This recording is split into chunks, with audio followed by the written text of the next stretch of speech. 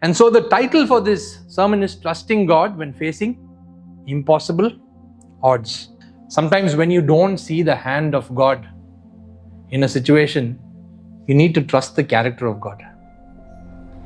You don't always see the hand of God.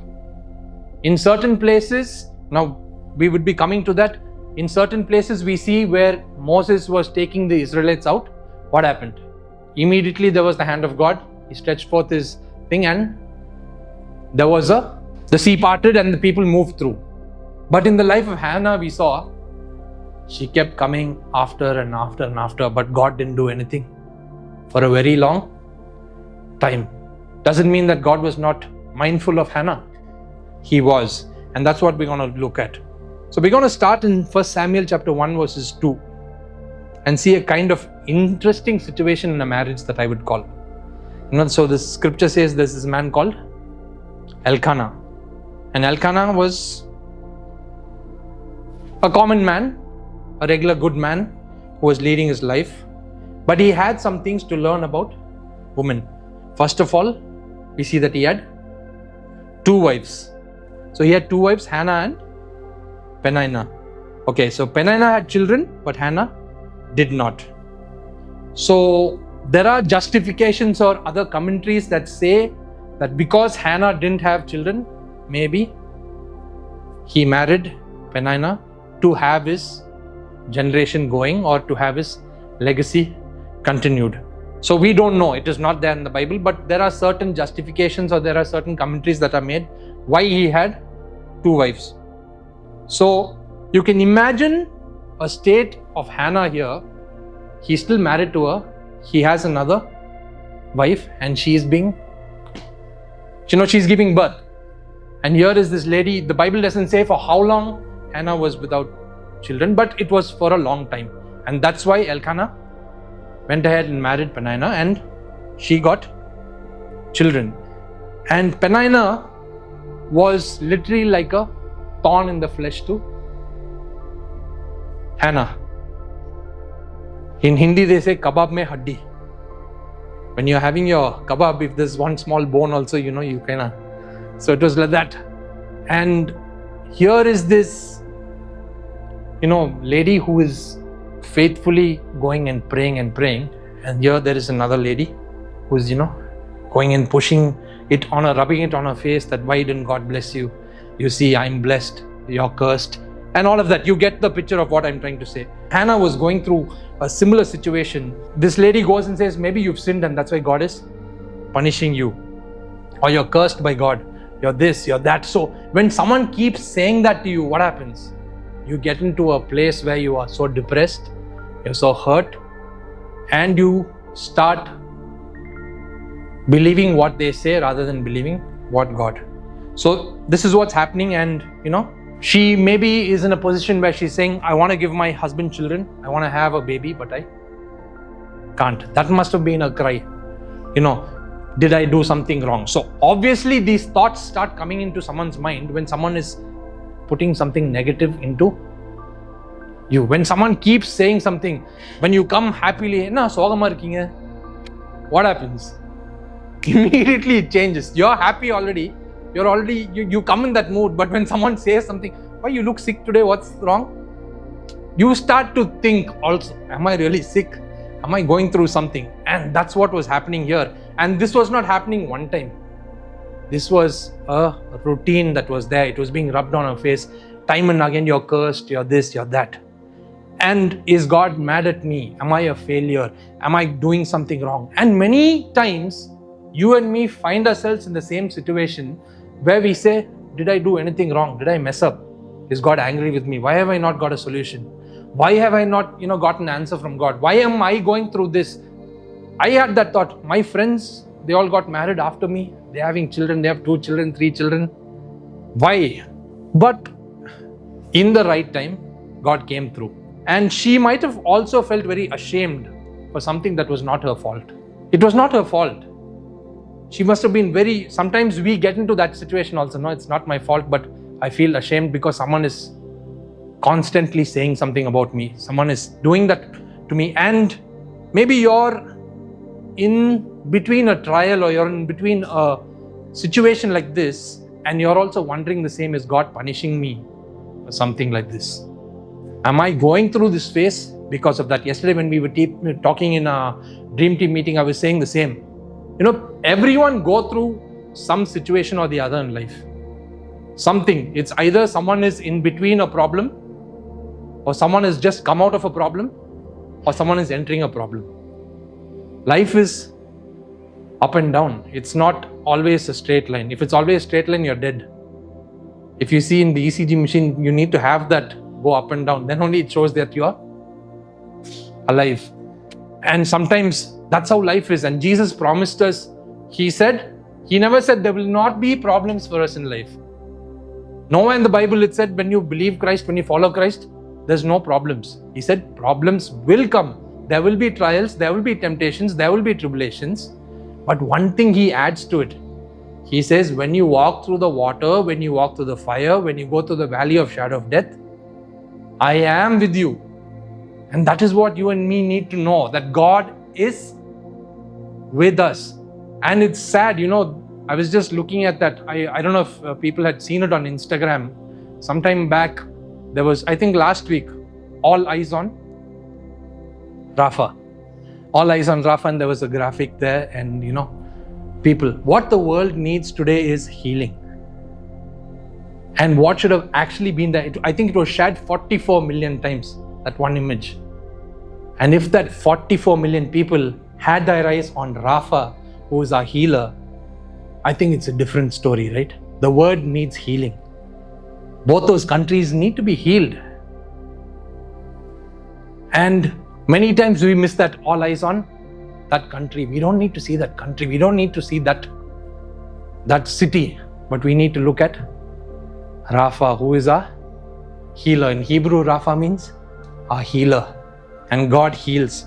And that's the God you and I believe today. And I believe that He's going to do something great in all of our lives, right? So we see that Peninnah is taking this opportunity to throw a serious shade on Hannah, and we see this in 1 Samuel chapter 1 verses 6 to 7. Can you read that again for me? I'm sorry, we're going to do a little bit of reading, but I want us to understand that the right way. So here's this man, year after year, they have a family ritual. They go to church, they have their harvest, they have their pongal, or they have their whatever, Thanksgiving. They go every year, and year after year, this lady keeps taunting Hannah. She keeps laughing at her, and she keeps ridiculing her, and things like that.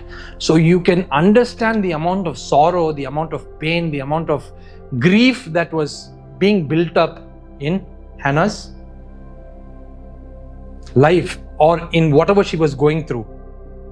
And each time Hannah would, she would just be reduced to tears, is what it says. She would just go back in tears. She would not even eat. So just to give you an imagination, they're loading up that donkey, they're going to church, and Peninnah's going, and she's saying, I got babies, you don't have babies. I've got this, you got that. When people keep saying that, what happens? One, you get irritated. Two, you get hurt. And she is in a very vulnerable state here, because she doesn't even know her value here. Because there is someone else who has also come and taken part of what she is supposed to be to her husband. Year after year after year, this was being repeated, is what the Bible says. It was the same. And I don't know what it could be for us. Maybe we also are in a similar situation. It may not be that someone is taunting us or something like that, but we come year after year after year, and we still find ourselves in the same situation or where we are. God, I'm trying something new. I'm trying something, but I still find myself in this position. I still find myself in this financial state. I still find my health not improving. I still find, my marriage, there's no improvement in my marriage. So it can be anything for that matter. And we find ourselves in similar situation. And you ask God to heal. Maybe we are going through depression. We're going through struggles. We're going through whatever. We're worried about our money. And this year, maybe we've fallen even further. It's worse than last year. I thought last year was worse, but this year is. We hear people say that, right? I thought 2020 was bad, but 2021 turned out to be even worse. And things like that. So people keep going on, and year after year, we've got no good prospects. We've got nothing good to be speaking about. And all you can imagine is how Hannah would have felt, because all she was asking to do, or asking God to do, was what? Bless me like you're blessing everyone else. What is right? I'm not asking for anything extraordinary. I'm not asking for anything more. I'm asking for the same thing that you blessed Penina with, that you bless everyone else with. Bless me with a child. She was not being, let me put it this way, she was not exaggerating, or she was not being unrealistic in what she was asking, was she? She was asking her basic right, let's put it that way. As a mother, I would like to have as a lady or as a woman, married woman, I would want to have a child. And this is what she was asking. And still there was nothing. Year after year, she kept. But I want you to notice one thing. There is nowhere where it says Hannah gave up. Year after year after year, she kept coming back, and she was praying, and she was waiting with hope that God will do something. But year after year, it was the same. So how do you think Hannah kept her faith? It was an impossible odd. It was not just I waited for 1 year and then God gave me. No. The Bible says year after year after year. So we don't know how many years. But how did she hold on to her faith? How did she press on holding on to her faith? How do you think she handled it when people were so cruel to her, when they were criticizing her, when they seemed, when they made it seem that God was unfair? How do you think she kept? You know what? She made it because she pre-decided no matter what she sees, no matter what happens in her life, no matter what God does or what God doesn't do, she pre-decided to trust in God. She set her focus on that. She pre-decided that I will trust in God. And her trust and her faith only grew. When you have faith as small as a mustard seed, you can say to the mountain, be moved, and the mountain will be gone. It will become plain.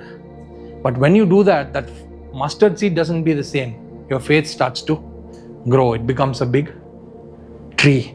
And that's what it is. We need to have that faith that Hannah had. And when does our trust grow? Can someone answer that to me? When we have everything in life, we don't go to God. Sometimes we keep God on the shelf. He's there on the shelf. When I have a problem, I bring him down. God, please, please, please. Okay, my soul, go back there where you are. Okay, God, you're there. Correct. Many times we do that. But when we go through trials, when we go through tribulations, that's when our trust grows, because we put our trust in God only then. And we learn to trust God when things are actually not going the way we want them to. When everything is going the way it's going, fine, bindas life. I don't need to worry about anything. I don't need to even look, God, are you there? No, not needed. Did I read my Bible? But when I'm going through something, I will search for that verse which is comforting to me. I will go through that, I would make sure I search that verse, Google it, find out what is the verse for comfort, what is the verse for finances, right? We do that and we start doing it. But somehow we are finding ways to search God through those trials and through those tribulations. Correct? And you see, there's this guy, and it's a very interesting statement that he makes there. And Hannah, it's in those of you who are married can understand this. So there's this wife who's always, she's upset about something, so she comes to her husband and she starts talking about it. Wives, we do that, right? I'll do it to your husbands. You talk, that is there, this is there. And we are sometimes in that position where we are ready to, mama, correct, ma. But here's this guy, he comes and he's like, hey Hannah, why are you crying? And she's like, why are you not eating? He's asking her all these questions, and she's like, because Peninnah is doing this to me. You don't have a baby. And he goes on, why? So what if you don't have a baby? You've got me. Such a dumb thing to actually say. The Bible doesn't say what happened to him after that or what treatment he got. But, how dumb can someone be, like saying, okay, you got me here, I'm there, why you want to have a baby? But here is this guy, probably he was not the, brightest crayon in that box. He just randomly just said something there, and, he's like, maybe he regretted for that later, we don't know. But, it's, so what? You don't have a cute baby, so what? You just hit the husband jackpot, I'm here. And it's not easy. If I try saying that to my wife, I'll be outside, I know. And, you got this stuff going on and it's not in the Bible. Because for obvious reasons, I think it's not in the Bible of what happened. But she looked at him and maybe she gave him the silent treatment, we don't know. Or she gave him, we don't know really what happened, but this guy is dumb. Let me put it that way. But we see that despite him saying all of this, she continues to put her trust in God. Even though she has no baby, even though she's married to an idiot who says, I'm there, you don't need a baby, but still, what happens? She's putting her trust in God. And one thing she wants from God is a baby, and God is not giving it to her. Nothing else she wanted. She didn't want any riches, she didn't want to take position. No. She just wanted a baby. And I like this because instead of turning away from him and going, God, you're not there for me, you're not faithful, she chooses to turn to him. And we actually see that, she's unloading everything on to God. She's just putting it out to him and crying, which in many times is a good sign. When you unload and when you, put. And here's what the scripture says. Once after a sacrificial meal at Shiloh, Hannah got up, and what did she do? She went out to pray. And what did she pray to? We see that Eli was sitting in the gate. We read that. He was sitting there and he was as a priest to do and all of that back and then. So he was sitting there and he was just looking at people come in and go, and here's this lady who's really weeping. And it's not new, because year after year after year she keeps coming and praying. And so he's aware of this family. Let's put it that way. It's not that they're a one-time visitor, first-time comer or something like that, right? So here Hannah is in deep anguish. She's going through something, she's crying, and this fellow thinks she's drunk. And he asks her, are you drunk? And she says, no, I'm in anguish. I'm going through so much of pain. I'm going through all of that. We'll come back to Eli again. And I've been so faithful. I've been following you, God. I've been trusting you. We don't know. Each of us have our own cry to Jesus, right? Whenever we go through something, how we talk to God is our own way of how we talk to him, how we want to personalize it in our own time. We cry out to him.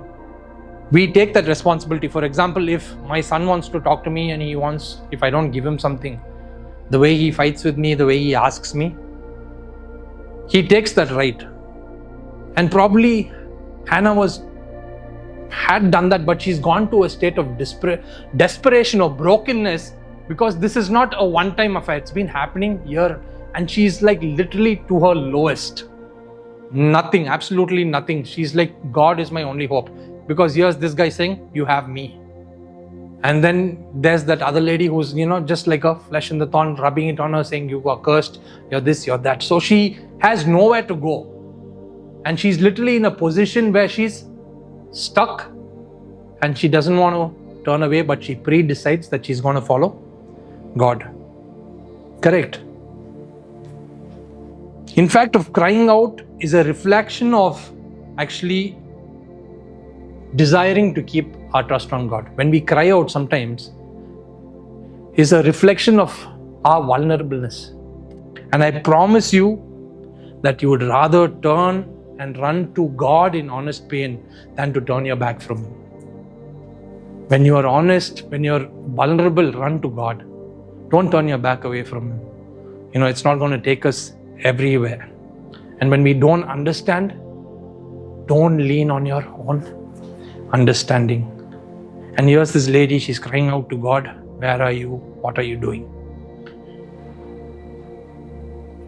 And here's what she says, O Lord of heaven's army, if you would look upon my sorrow and answer my prayer and give me a son.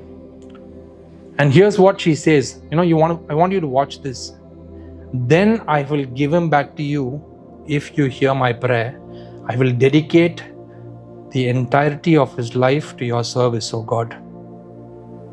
And she's in the middle of this crisis or this sob fest that I would say. Eli is talking to her in this unusual interaction, and he says to her, go in peace. God has granted your request. All these years she's come, nothing happens there. But Eli, at this time, he says, after he hears her story of, what anguish, he says, go in peace, and God has granted your request. So what actually happened here? Nothing changed. Eli just tells her, go in peace. God will grant your request. And what she replies? Thank you, sir. She went back and she started doing her routine life. She started eating again. And the Bible verse says there, she was no longer sad. Can you repeat that? She was no longer sad. So here's this sob story going on for years, and this priest says, God has granted your wish, or God will grant. Nothing has happened yet. Believe me, nothing has happened. He just says that word, God will. And she gets up and she goes, and she was no longer sad. She still didn't have the baby. She still didn't have her prayer answered. She was no longer sad, the Bible says. How come? She's still in that same place. She's still stuck. Maybe we are also in that same place. We're stuck. We're going through something. One day we walk into church. One day, we feel very down, low in spirit. We're going through something. We have a wow worship experience. Things change. We walk out. Have we been there? We've been in that situation, right?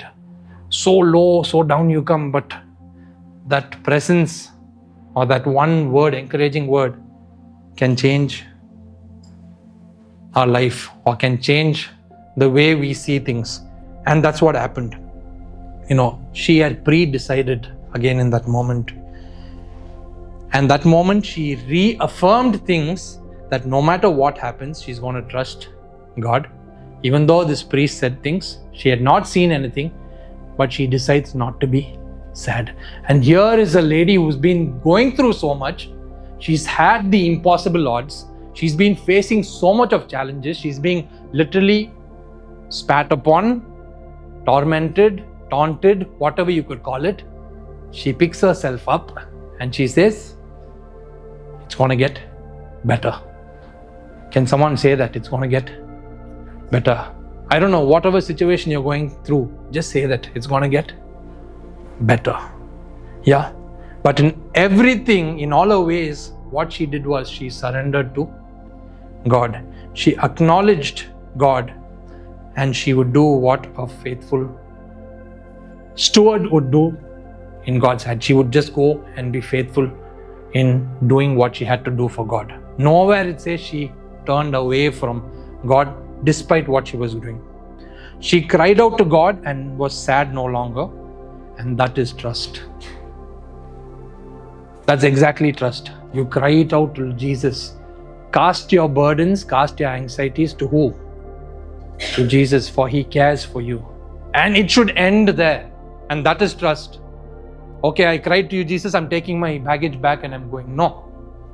If you've left your baggage there, if you left your burden there, let it be there. Jesus is almighty, all-powerful to solve that for you and for me. And the next verse you see, she finishes all of this. And we read the entire family got up the next morning. And what did they do? They went to worship the Lord once more. And this is the reflection of faith. They're going through all of this. This has happened. The next morning, like nothing happened, they're all back in church. Or they're there and they've come to worship God. Nothing outwardly had changed. Mind you, nothing had happened yet. Nothing had happened, but they went. They went to worship the Lord once more. The situation was visibly the same as how it was earlier. Nothing had changed. God hadn't done anything noticeable as yet. But they went to worship the Lord once more. And if you can really get honest, sometimes we play that super spiritual Christian game and all of that, but it's super hard to trust God sometimes when we go through situations like that. We may say, no, brother, I'm not like that. Deep down inside, we know all of us go through that challenge. All of us go through that phase where it is not easy. It is not easy. We are faced with challenges. We are human. And I was saying this the other day. There were 12 people who walked with Jesus, who were there with Jesus, seeing him raise the dead, seeing him give sight to the blind, seeing him do so many miracles. Jesus was in the same boat when there was a storm. They were walking with Jesus. They were literally seeing every miracle that he did. Still, fear crept into them. Still, they doubted. Because we are human. And he's God. But in our challenges, in our trials, in our tribulations is where we need to trust God more. And that's where our faith grows. And when we continue to pray and when we continue to do things, I think God would keep doing things in that place. And I want to draw this again to your attention. Maybe if God had blessed Hannah in the beginning itself, she would have not come to a state where she said, God, if you bless me with a child, I will give him to you. And we know the story of Samuel. Probably he was the one who anointed the king, David, and that lineage of Jesus came since there. And here is this lady. If God had done that before, maybe she would have not, dedicated this child to God. He would have not been one of the greatest of prophets. But God had a plan. And that's what I want to tell you as well. Maybe you're going through something in life. Maybe there's something that's challenging. There's something that, and she named her son Samuel for a reason. The word Samuel means God heard. God heard. So every time she called Samuel, she's reminding herself, God heard my prayer. God heard my prayer. God heard my prayer. And that's probably the same situation you and I are. Or we may face those situations in the days to come. But I want to tell you that if God is leading you to it, He will lead you through it. Yes. He will come through for us when we acknowledge Him in all our ways.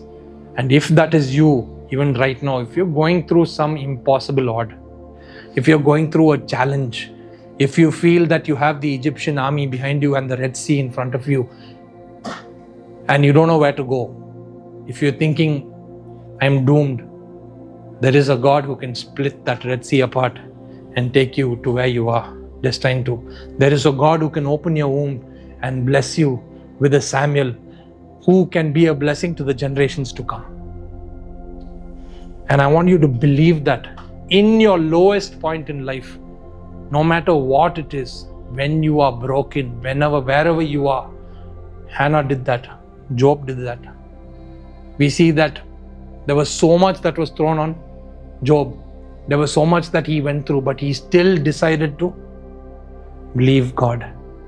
No matter what happens, you give or you take away, my heart will choose to say, Lord, blessed be your name. I'm also reminded of this song, it is well with my soul. This song was written when this person, he wrote that song when he had lost his family, his children to the sea.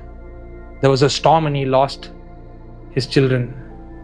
Whatever, my Lord, you have taught me to say, it is well. It is well with my soul. Sometimes we get into a place where we start questioning God. Why God? Why God? We may not get the answer immediately. But when God does something, we need to believe that it is for our good.